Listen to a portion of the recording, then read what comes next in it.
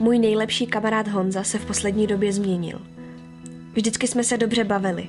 Chodili jsme spolu do školy, odpoledne jsme spolu vypadli ven a podnikali různé věci.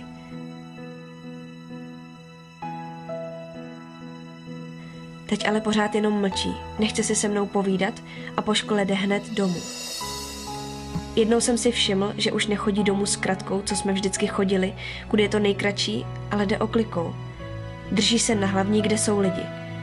A chodí tak pořád, vůbec nevím proč. Nechce už taky chodit do parku, kde jsme předtím spolu roky blbli. Bylo mi to divný. Ptal jsem se ho na to. Jsi v pohodě? Nejdřív mi nechtěl nic říct. Jenom říkal, ať ho nechám bejt, nebo to všechno bude horší. A co všechno bude horší? Co všechno? Ptal jsem se ho. Nech mě bejt.